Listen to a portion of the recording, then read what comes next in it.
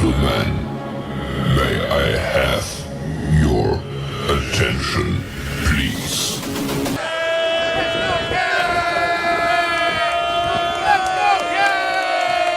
The show starts in 3, 2, 1, go.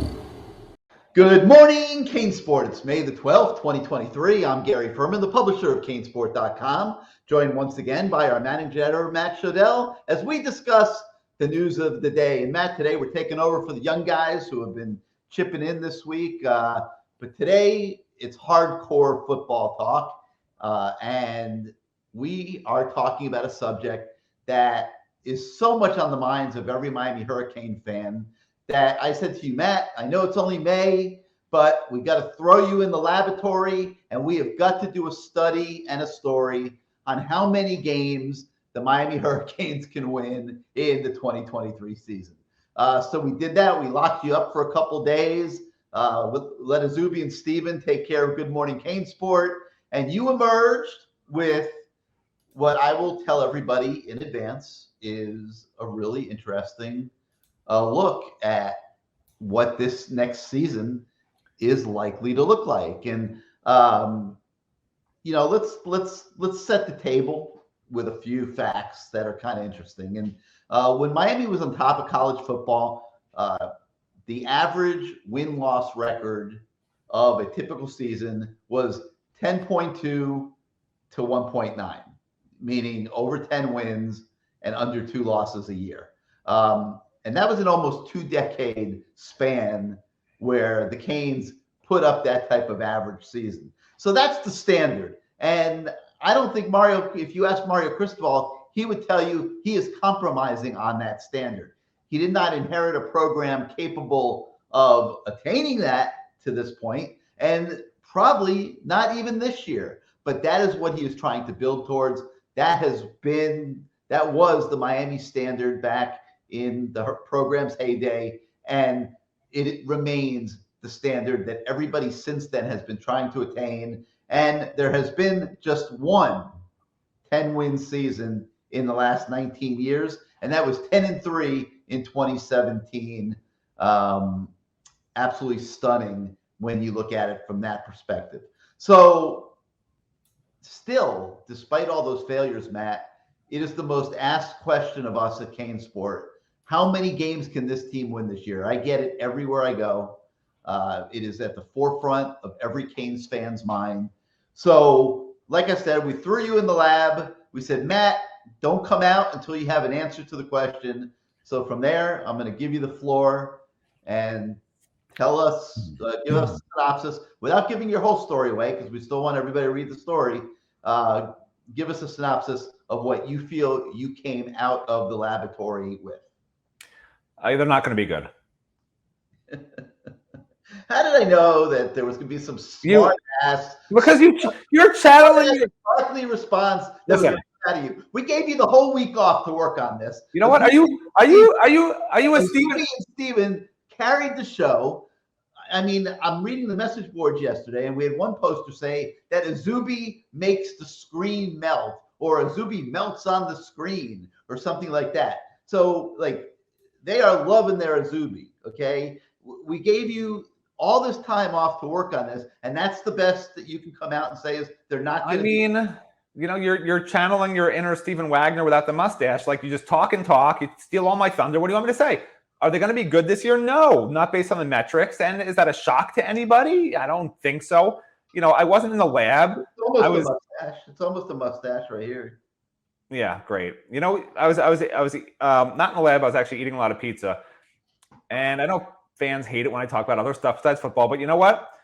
I go to Milam's Market, and they have these frozen, like flash frozen pizzas. And I buy them like 10 at a time, and they're amazing. They're a little expensive, like $9 each. But I'm checking out with them, and the cashier says to me, Domino's is better than this. That's what he says to me. He says, Domino's and Papa John's is better than this. Why are you wasting your time with this? He's the guy who's basically working at the store that's selling this stuff. And I said, listen, I'm from New York. I'm like, are you from New York? He's like, no. I'm like, right. So Florida pizza, Domino's, Papa John's, you probably think that's good pizza. I'm like, it's not, for a New Yorker, it's not good pizza. And he goes, okay. So to me, this season is going to be just like that. Like, okay, it's going to be like Domino's and Papa John's. This season is not going to be like the Milam's frozen pizza that they flash freeze, at least based on the metrics. Because, what I basically did, and I'm a numbers guy, I love numbers. I mean, I memorized, like when I was a kid, I memorized every statistic from off the back of my 1980, 1979 baseball cards. I can still tell you Dave Kingman hit 48 home runs in 1980 and Mike Schmidt hit 45 in 1979. Like I memorized all these ridiculous, stupid numbers. Anyway, so I do like numbers. How many did I hit when I was a little kid imitating Brooks Robinson and Frank Robinson in my bedroom with this little plastic bat and marbles? How many did I hit? Already TMI, and already I don't care. So what I did was, in addition to looking at those 19 years where Gary said, yeah, they were averaged more than 10 wins. And by the way, in 1997, which is in the middle of that, they had 5 wins, So they really, almost every other year, were well above, the 10 wins, because that 5 and 6 season obviously was off that probation thing. Anyway, so what I did was, you look at that, whatever. But what was really more interesting to me and what I sort of enjoy doing is figuring out really the metrics for what the experts, so-called experts, think in terms of the over-under on wins this year. I'm not talking about some Vegas odds, and yeah, there's Vegas odds at 7.5. What I prefer to do is I look at each team they're playing, and I look at that team's national championship odds, because it's, to me, that's a better metric, because it's sort of a bigger picture view than just, okay, this team versus that team, how do they match up? It's a sense of, we think this team in this program is going to be really good, or we think this team in this program is going to be average, or we think this team in this program is going to be not so good. Not just looking at their matchup with Miami in an over-under, and not just looking at Miami's over-under win total based on just some hypothetical. This is actual real data points. And those numbers have come out in terms of, Georgia Tech's, whatever, 40,001 odds to win the national championship. Those are the odds I used. What are the odds for winning the national championship for Miami and for each of Miami's opponents? And when you look at those and break those down, shocker of all shockers, Miami would finish with a 7-4 record, with NC State tied with them in the national championship odds. So 7-5 or 8-4. That's basically what the numbers are telling you in terms of how Miami's going to finish this year. And you guys can read the story for exactly which teams are higher up and almost, ridiculously impossible to beat based on the national championship odds, which obviously Miami can win any game they play and could lose any game they play just based on the odds. So you can go inside the data points. I did list all the data points and you can go through it. But basically, it's about what most people think. They think 7 or 8 wins is probably about right. 9 or 10 wins is an outlier. 5 or 6 wins on the other side is an outlier. And if you talk about deviations from the mean, based on this, they're about as likely to win 5 games again as they are to win 10 games again. That's just math. They're right at that 7.5 win total, right? Between 7 and 8, based on all these numbers that we're looking at, and actually based on the Vegas line too. The Vegas line matches up with the national title odds that I did. So for fans who are like, yeah, they could win 10 games this year. Well, there's just as good a chance based on these metrics that they could win 5 games again this year. So, I don't think the portal's doing them any favor. That's a different conversation, but they're taking so many. I mean, they've already got, 22 portal guys in the last 2 cycles. And yeah, some of them are gone from last year's team, but that's 22 spots you could be developing. And if they win 5 or 6 games or even 7 games this year, to me, those 20 spots or 18 spots or 17 spots or whichever you want to say, for guys that didn't really pan out as All-American type players or championship type players, it's just a waste, because they could have had those spots used 2 years ago for an extra true freshman, or this year for an extra true freshman, or even save them for next year. And you and I have been arguing about this incessantly. A lot of these transfers they're taking have multiple years of eligibility left. Yeah, and that's a problem. If they don't pan out, that's a problem. Well, you better hope they pan out. I agree, but they are. Well, the ones they took last year, I think you and I went through it. There was 11, and I think we agreed that maybe 4 of them really panned out. So that's not a real good hit miss ratio. And at some point this summer, I am going to look at, Manny Diaz was what was he called? The transfer portal king. He didn't take 11 ever. He didn't take 11 transfers. Mario's done it back-to-back years. And yes, people can argue, well, if he wants to win right now, he had to do it because of how bad Manny Diaz recruited. There's no doubt Manny Diaz recruited terribly, but Manny Diaz actually did great in the portal. My fear now is that Mario, we know, is a great recruiter. My fear is he's the opposite of Manny Diaz. He's a great recruiter, and he's just desperate to try and win now. And he's just grabbing guys out of the portal. They're going to cost him down the road in terms of these recruiting numbers. And I hope that's not a trap he's falling into. All right, so it looks like the universal over/under for this year is going to be like 7.5. And if you ask me how many games can this team win this year, I would say the bar is 8. So I think Vegas is in the right ballpark in setting this over/under. I mean, the schedule is not easy. I mean, you look at Texas A&M at home, at North Carolina, Clemson at home, Virginia at NC State, at Florida State, Louisville. There aren't a lot of gimmies in that stretch, and this is not going to be an easy schedule. Miami, for example, is a 6.5-point underdog at home right now against Texas A&M, which is coming off a season. If they don't start the season 4-1 or 5-0, there's a problem, because Texas A&M obviously. Texas A&M's never as good as people seem to think they are in the preseason. That's just sort of the history under, Jimbo Fisher at that program. So at Hard Rock, you never know. But they should beat Miami, Ohio. They should beat Bethune. They should beat Temple. They should beat Georgia Tech. So they're automatically, in my mind, supposed to be 4-1. Outside chance of being 5-0. There'll be a slight underdog to Texas A&M at home. But anything short of that, and this season is going to be on the rocks. Like, they had better. Like, we'll know by October 7th, if this team has a chance to be really good, or it's just another shake your head season and throw pillows at the TV and lock your kids in their rooms on game days to make sure they don't see this horror show on TV that's going to give them nightmares.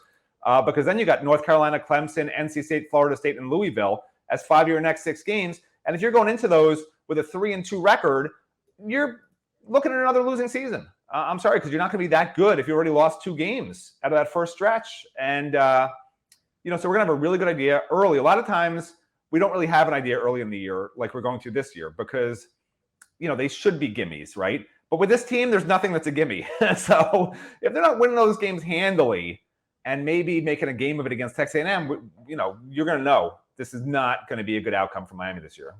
And hopefully that's not the case. Hopefully they cruise through all those games and it'll be a really exciting season. That's the hope. Well, obviously, that 7.5 projection is 4th best in the conference. Right. People think FSU is going to be a 10-win team. Clemson's going to be a 9 to 10-win team. UNC is going to be an 8 to 9-win team, and Louisville is going to be right there with Miami. So it's going to be an interesting season, no doubt. But we thought that we would throw this out for you guys, get the conversation started, and so make sure you check out that story on the website today. All right, let's see. Football-wise, we continue our 50-1 countdown of the Miami players on the spring roster, and today we are up to number 42 or down to number 42, depending on how you look at it. And we talk about a guy that we think has a chance to really end up a little higher than this number, but in fairness, you got to put him here right now because he hasn't done a damn thing yet. And that is cornerback Chris Graves. And Matt, we take a deep look at him in this story, but let's talk about Chris Graves a little bit right now on this show. A kid that came out of high school with a lot of talent, and people thought that kid is going to be a really good college corner. Now he's going into year 2. And do you think he'll be ready to make a move and maybe rise a little bit higher than the number 42 player on the roster? Look, I'm a big fan of Chris Graves. I was a little disappointed that he did play in the spring, but you never heard his name mentioned by any coaches about anything, which was a little disheartening. And it's even more disheartening that you see Miami just still blitzing the transfer portal just out of desperation, with basically saying to everyone in the world, we don't have any cornerbacks we think can play, because that's what they're saying. They're just trying to grab any cornerback out of the portal that can just provide competition. Not even okay, this is a day 1 starter, Javion Cohen type. These are just guys who, who are from mid-level programs or lower-level programs that did really well at that level. They're hoping can translate up to here, or they're guys that were, average players in these major programs. And you get a Jaden Davis, for instance, he's got all the potential in the world. He's a former 4-star. Everyone looks at that he's a former 4-star. He's got to be amazing. Well, he was not good in his chances at Oklahoma. Terry Roberts was average and was buried down the depth chart this spring. Devontae Brown was a starter basically this spring, but did not, from what I heard, he was not that impressive. Like, he's got good straight speed, but in terms of actually being a good cover corner, not so much. So, and then Darrell Porter Jr. has struggled. He was supposed to come in last year and start from day one opposite Tyreek Stevenson, and he wound up being a backup and didn't do well in his opportunities. Played a little better late in the year, but they're not relying on him, obviously. And then you get so you bring in Richard also now, who's has potential, but you look at what he did previously, and it's just hard to say, okay, he's definitely going to be amazing now. Like, I can't say that. So then you look at a Chris Graves and you say, you know what? If he can maybe develop a little bit, because I think he's got one of the best cover corner skill sets on the team. Not the fastest, not the most, certainly not the most physical, but he's got the hips, he's got the twitch. He can stick with most guys, and that's more than what you can say for some of these cornerbacks. And it's disheartening to me that they just loaded up this roster with cornerbacks who I think are all fairly average, I don't think any of them are, I say, okay, this guy's definitely going to be off the charts above everybody else. They're all just like, okay. Like Malik Curtis is coming back. He really struggled last year. He's a junior now. And Jaden Harris really struggled last year too as a true freshman. And from what I've heard, Robert Stafford's good enough that he might come in and be a starter from day one, because these guys are just average. They're just average. Could be a lot of competition, and that's what Mario wants. It's competition, but it's low-level competition for me. I want championship competition. You go on other podcasts or sites. I don't know what you guys do out there. I don't recommend you ever do that. But I'm never going to just sugarcoat it. To me, it's always so funny. Every year, the same thing. I've been doing this since 1927. Gary's been doing it since 1899. And every single year, whenever they take anybody, there's always the trust the coaches. They know what they're doing. This guy's going to be amazing no matter where they get him from. He's got great upside. There's a million guys, just like, basketball terms, for instance, right? There's a million shooting guards out there who are amazing, right? But there's only a few elite guys. And you can get any of the shooting guys who are amazing, but they're all sort of the same, right? They're amazing for whatever level they're at. But when you put them in college, 6'4", can shoot threes, hit jumpers, dribble, control the ball. There's a million of those guys. It's the elite ones that you want. I just don't see the elite ones at cornerback. And my concern is, and I believe this is true because I happen to know Mario Cristobal very, very well, from him yelling at me numerous times. He is the most competitive guy you'll ever meet. He's not willing to rebuild. That's not in his vocabulary. Matt Shodell rebuilds. Matt Shodell says, our roster sucks that we inherited from Manny Diaz. We need 3 years of recruiting. I'm not wasting 20 spots in the transfer portal on average guys. I'm just not. That's not Mario Cristobal. Mario Cristobal is, I'm going to do it all. I'm going to recruit top guys. I'm going to get transfers in here so we can win right now. But guess what? That's never been proven to work anywhere long term. Maybe he'll be the unicorn because the transfer portal is still relatively new. So maybe he'll, be this unicorn coach who's figured it all out. It's like the Jimmy Johnson discovered speed, apparently. Nobody else thought, let's get guys that are faster than everybody else. Genius, right? How come no one thought of that? So maybe Mario Cristobal, this weird transfer balance with recruiting will work.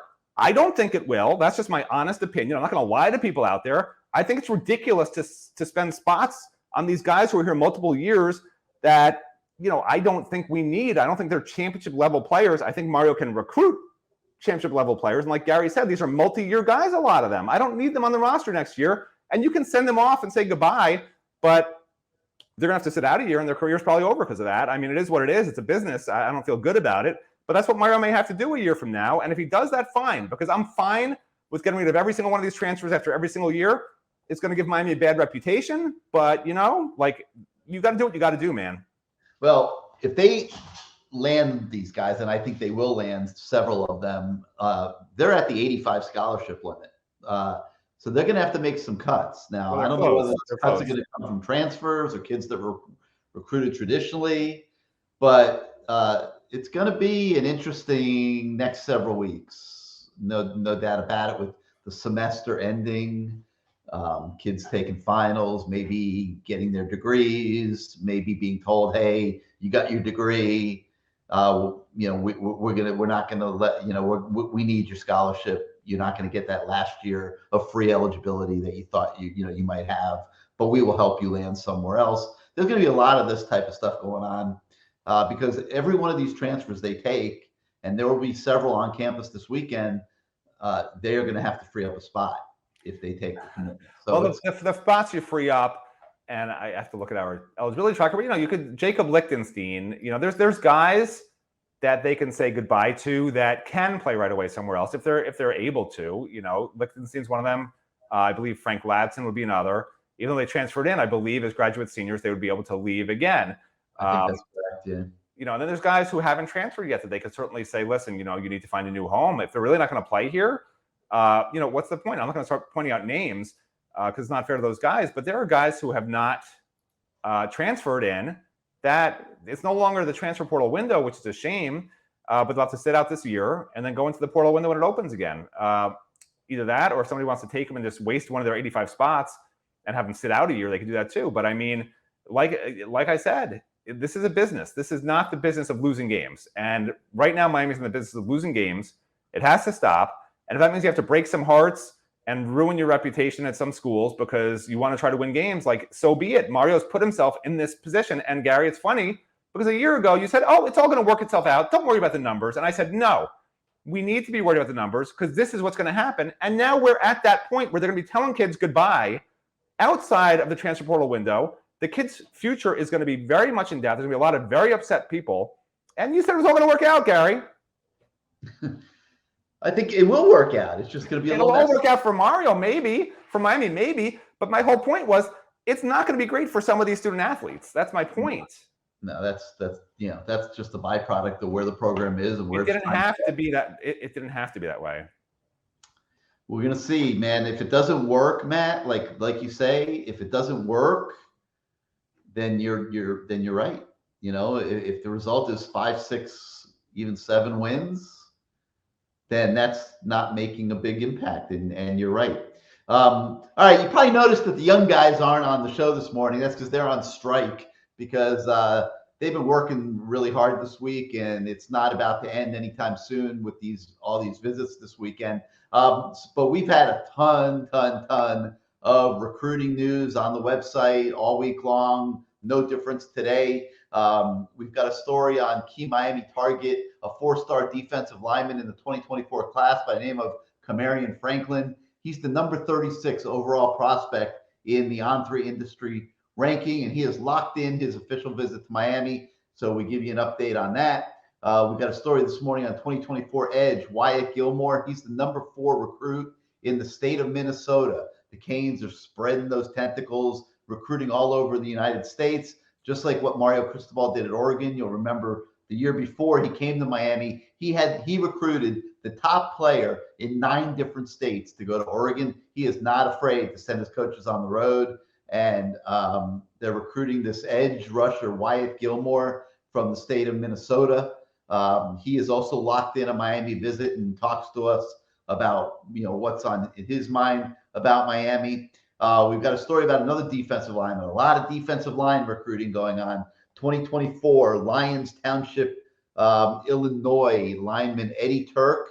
But the interesting thing about him is Miami thinks he also maybe can be an offensive lineman. So, they're also recruiting him as an O lineman. We'll see what happens there. He also will official visit with the Hurricanes. Let's see.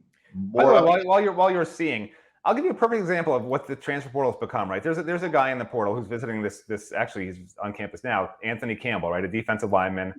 We've been in touch with him, and we'll have an update with him when the visit's over. But, look, it's not just Miami after him, but this is a recruit who played 2 years in high school. I think he moved from Jamaica, played 2 years of high school football, wasn't really recruited, wound up at a junior college as a backup for a couple of years.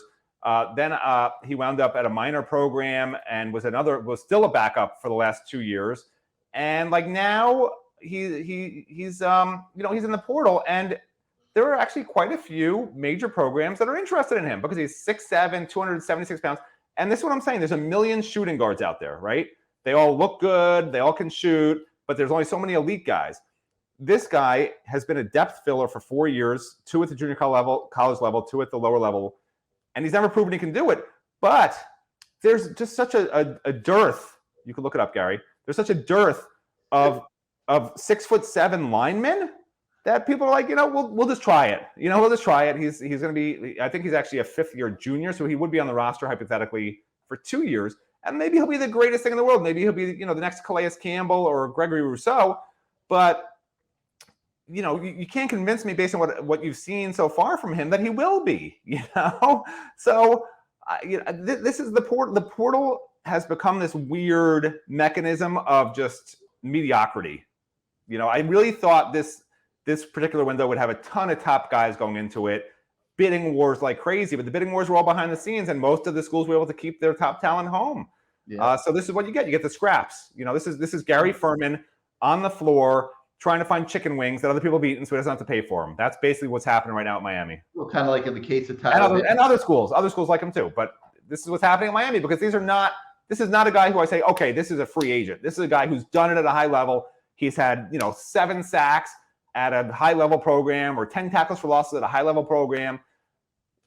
It's the chicken wings on the floor that Gary's chasing after. It's the leftovers. Like, this is just where Miami's at right now. Well, the guys like Tyler Van Dyke, they used it to their advantage to get raises, so to speak. Yeah. And by the way, after listening to me, everybody's going to want a Zuby and Steven back, which was my goal. That's why I'm so negative. I don't need to wake up and do this. Let Steven and Azubi with their smiles make everyone feel good. You guys don't need to take your what's the drug that makes everyone feel better when they're depressed? Whatever. I'm going to pretend I'm not on it and pretend I don't even know what it's called. You can stop taking that when Azubi and Steven are on. When I'm on, you better take a Xanax and a Perlasac for your indigestion and put on some blinders so you don't have to look at my hideous face and move on with your life. You know what? You just gave me an idea. Oh, Lord. People need a break from you. They really do. Yeah. Can I leave now? Next week, we're putting you. We're casting. Fantastic. Next week, I'm doing this show with Steven and Azubi. That's it. You're not going to be on this show next week. We are going to give the fans a break from the negativity of Matt Shodell. You have a really strange way to tell people they're fired. I've never had somebody fire me in such a nice way. Thank you so much. But you know what? I quit. I'm not fired. I'm not fired. I quit. I need a break. I mean, if I need a break, I know they need a break. So no Shodell next week on Good Morning CaneSport. That is a perfect. Promise. Thank you. That's a promise. Thank you. That is a promise. Everybody out there in YouTube land is celebrating right now and canceling their Xanax subscriptions. You just saved everyone a lot of money. All right. That's a promise. Now, let me just get back and finish today's show and tell everybody that, we got an interesting story on a 3-star 2024 Texas running back by the name of Kawan Lacey. He's got a bunch of offers out there, and he breaks down for us why the Canes have a legit shot to land his commitment. And then also Mario and staff have left a real lasting impression on American Heritage's big-time running back this year. He's a 4-star, Byron Lewis. He visited campus twice during the week. Heritage is always a key recruiting spot for Miami. We sent Azubi out to campus this week to talk to Byron Lewis and other people out there, and that story is on the website today as well. So that is going to do it for today's edition of Good Morning CaneSport. If you like this show, like our YouTube channel, despite Matt Shodell, please hit your subscribe button, hit your like button. Means a lot to us, helps us with the algorithms at YouTube, grow our audience, and that's always a big deal. And then if you are not yet a subscriber to CaneSport.com, please go come to the website, CaneSport.com, and please sign up.